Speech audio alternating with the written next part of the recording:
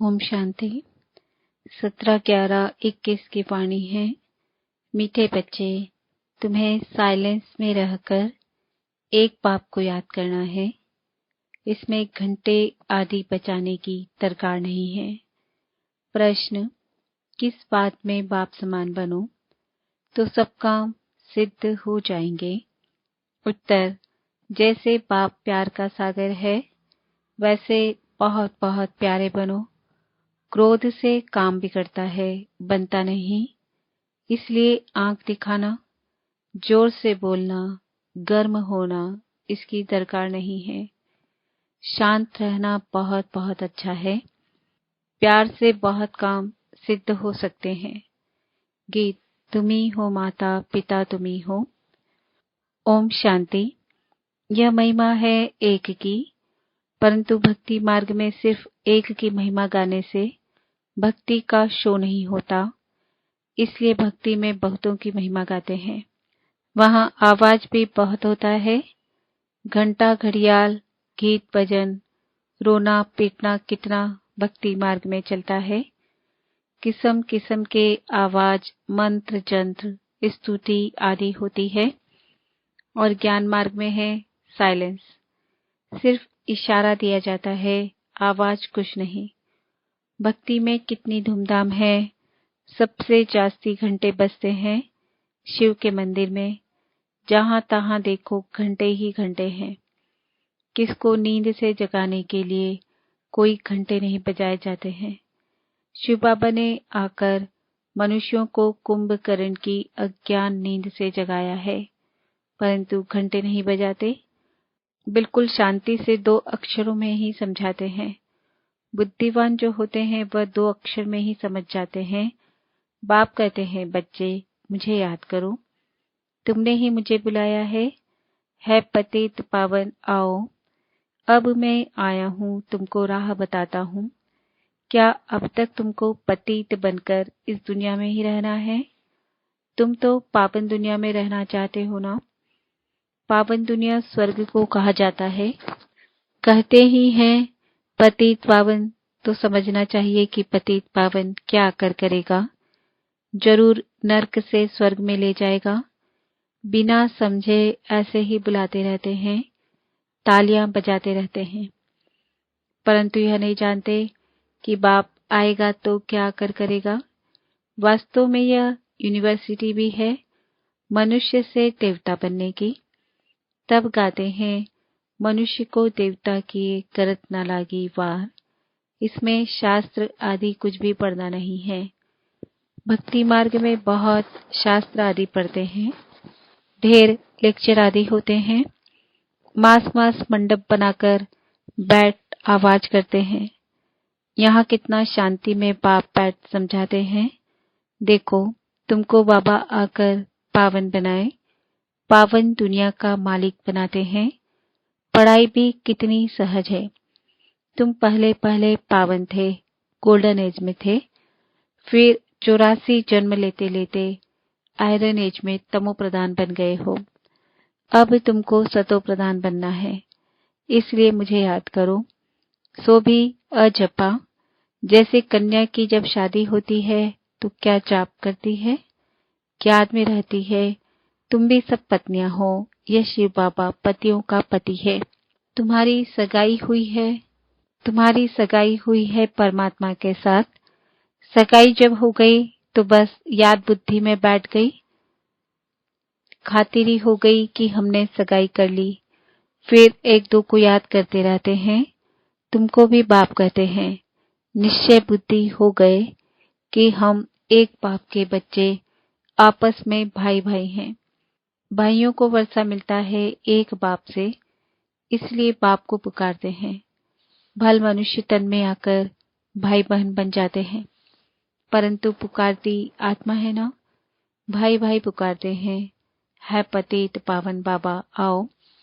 बाबा कहते हैं, मुझे याद करो तो तमो प्रधान से सतो प्रधान बन जाएंगे। पावन को सतो प्रधान, पतित को तमो प्रधान कहा जाता है। यह बातें बाबा संगम पर ही समझाते हैं। यह है गीता पाठशाला। इस पाठशाला में बाप आकर राजयोग सिखलाते हैं, नर से नारायण बनाते हैं।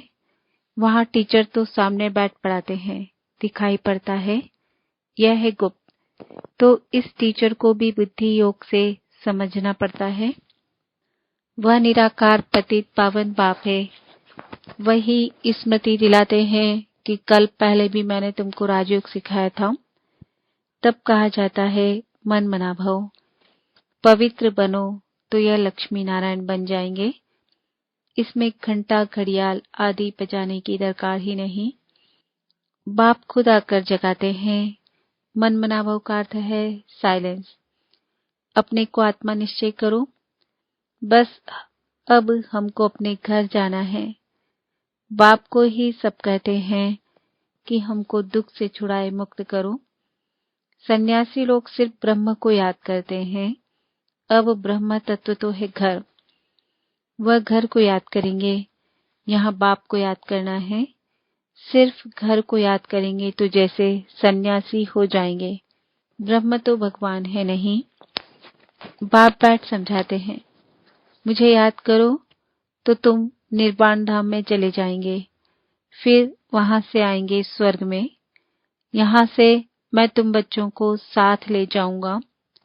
तुमको मालूम है टिड्डियों का झुंड कितना बड़ा होता है, सबकी यूनिटी होती है। पहले आगे वाला बैठा तो सब बैठ जाएंगे।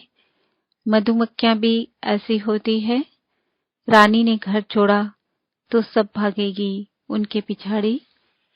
वह जैसे उन्हों का साजन हुआ, उनमें फिर सजनी ही राज्य करती है हम जिन्स पर। शास्त्रों में भी है, आत्माएं सब मच्छरों सदृश भागती है।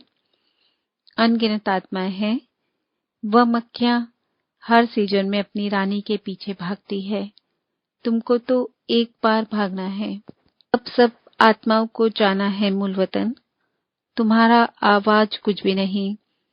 इसलिए बाबा मिसाल देते हैं, सरसों के दाने मिसल पीसते हैं। बाबा भी बिंदी सरसों के दाने मिसल है। खसखस का दाना भी छोटा होता है। परमात्मा भी बिंदी है, उनको देखा भी नहीं जाता। दिव्य दृष्टि बिना बिल्कुल छोटा स्टार मिसल है। गीता में दिखाया है, अखंड ज्योति का साक्षात्कार हुआ। तो यहाँ भी जब अखंड ज्योति का साक्षात्कार हो तब समझेंगे साक्षात्कार हुआ। अगर बिंदी का हुआ तो समझेंगे यह परमात्मा थोड़ी ही है। गीता में तो लिखा हुआ है अर्जुन को बहुत तेजोमय साक्षात्कार हुआ। भक्ति की बातें बुद्धि में बैठी हुई है। भक्ति मार्ग और ज्ञान मार्ग में रात दिन का फर्क है। तुम जानते हो हम 63 जन्म शरीर द्वारा कितना डांस करते हैं। 63 जन्म कितना भक्ति मार्ग का हंगामा देखते हैं। उसमें भी पहले जब सतो प्रधान भक्ति थी तो एक शिव बाबा की भक्ति करते थे। फिर ये गंगा स्नान आदि बाद में शुरू होते हैं। पहले अव्यभिचारी भक्ति होती है, फिर वृद्धि को पाते हैं।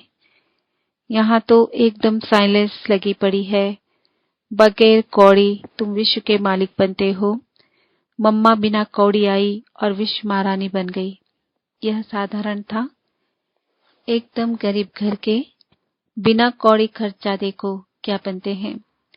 मम्मा फिर सर्विस बहुत करती थी, जाकर औरों को समझाती थी कि बाबा कहते हैं मुझे याद करो तो तुम्हारे भी कर्म विनाश होंगे और तुम सतो प्रधान बन जाएंगे। इसमें खर्चे की तो कोई बात ही नहीं। अगर कोई थोड़ा खर्चा भी करते हैं तो अपने लिए। जैसे खेती में 2 मुट्ठी अन्न की डालने से कितना ढेर अन्न निकलता है, खेती बड़ी हो जाती है। यह भी 21 जन्मों के लिए तुम्हारी कितनी आमदनी होती है। मनुष्य से देवता बनना कितना सहज है। 1 सेकंड की बात है, बैठे भी कैसे साधारण है। अगर कोई बैठ नहीं सकता है तो बाबा कहते हैं सो करके भी मुरली सुनो। यह है धारणा की बात। अंदर में बाबा और चक्र को याद करते रहो। याद करते करते ही शरीर छोड़ना है, बाकी मुख में गंगा जल डालने की कोई बात नहीं है। गुरु गोसाई तो बहुत डर देते हैं कि तुम यह नियम तोड़ेंगे, भक्ति नहीं करेंगे तो यह होगा। समझो कोई की टांग टूट पड़ती है व नुकसान हुआ तो कहेंगे तुमने भक्ति छोड़ी है तब यह नतीजा निकला, तो डर जाते हैं। यहाँ तो कुछ भी करना नहीं है, बाबा की याद दिलानी है, चक्र का राज समझाना है। अभी कलयुग के बाद सतयुग आना है, विनाश होना है जरूर, इसलिए यह महाभारी लड़ाई खड़ी है। भगवान आकर राजयोग सिखाए नर से नारायण बनाते हैं।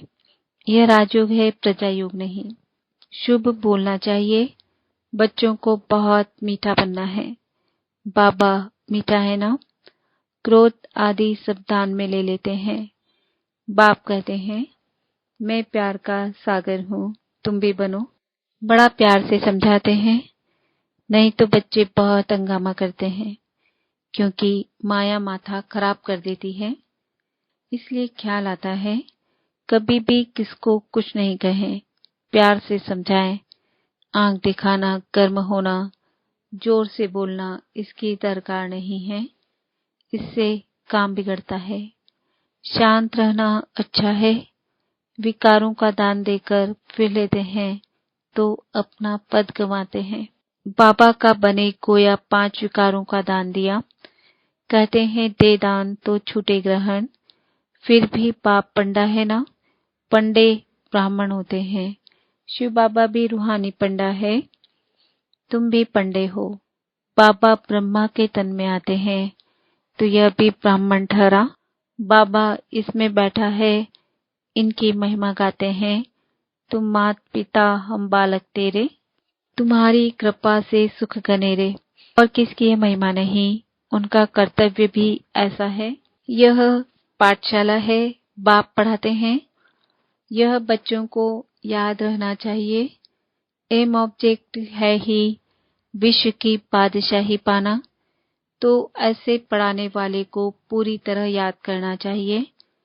स्कूल से स्टूडेंट अच्छा पास होते हैं तो साल साल टीचर को सौगात भेजते रहते हैं। यह त्योहार आदि सब इस समय के हैं, परंतु इनके महत्व को कोई जानता नहीं। बाबा है नॉलेजफुल, वह आते ही हैं रचना के आदि मध्य और अंत की नॉलेज देने। ठीक कर बिस्तर में कैसे आएंगे।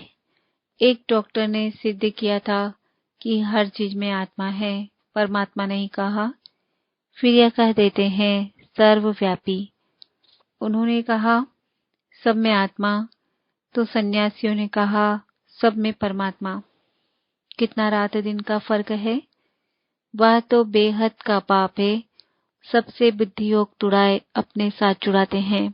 वह कहते आत्मा बुदबुदा सागर से निकला है, सागर में लीन हो जाएगा। ब्रह्म ज्ञानी समझते हैं छोटी ज्योति बड़ी ज्योति में लीन हो जाएगी, फिर नई उत्पत्ति होती है। बाबा समझाते हैं यह भक्ति की भी ड्रामा में नोंद है, मैं भी ड्रामा की नोंद अनुसार तुम बच्चों को आकर समझाता हूँ। 84 जन्मों का जो चक्र लगाते हैं यह भी ड्रामा में नोंद है। जो कुछ होता है सब नोंद है। कोई गायन भी करते हैं, कोई विघ्न भी डालते हैं। तुम बच्चों को शिव बाबा से वर्षा लेना है, वह आते ही हैं सब आत्माओं को ले जाने के लिए। शरीर का नाम भी नहीं लेते, शरीर सहित थोड़े ही किसी को भगाने आया हूँ। मुझे तो कहते हैं है लिबरेटर आओ, हमको दुख से लिबरेट कर और जगह ले चलो जहाँ चैन सुख शांति पाए।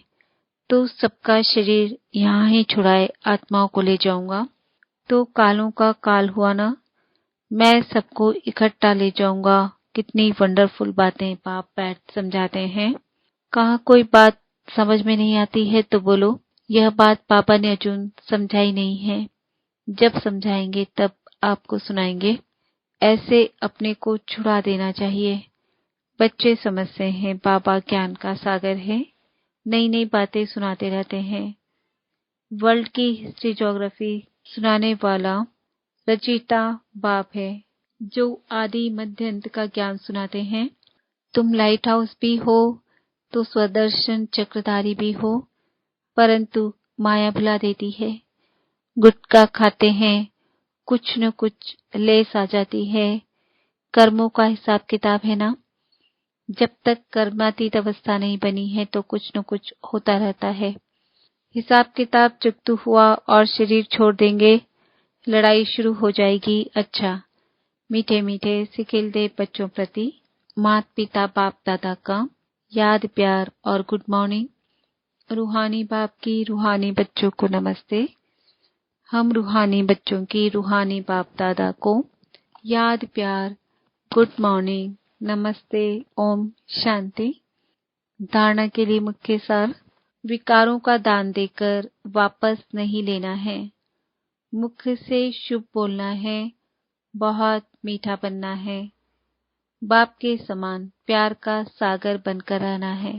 साइलेंस में रह, बिना कौड़ी खर्चा विश्व की बादशाही लेनी है। बाप की याद में रह, थोड़ा बहुत खर्चा कर 21 जन्मों की आमदनी करनी है। वरदान है, नॉलेज की लाइट द्वारा पुरुषार्थ के मार्ग को सहज और स्पष्ट करने वाले फरिश्ता स्वरूप भव। फरिश्तेपन की लाइफ में लाइट और माइट दोनों ही स्पष्ट दिखाई देते हैं, लेकिन लाइट और माइट रूप बनने के लिए मनन करने और सहन करने की शक्ति चाहिए।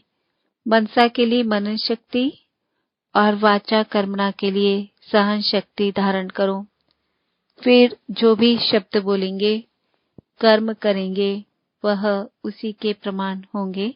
अगर यह दोनों शक्तियां हैं तो हर एक के लिए पुरुषार्थ का मार्ग सहज और स्पष्ट हो जाएगा। स्लोगन, व्यर्थ बोलना अर्थात अनेकों को डिस्टर्ब करना। आज का स्वमान है, मैं आत्मा फरिश्ता स्वरूप हूँ। ओम शांति।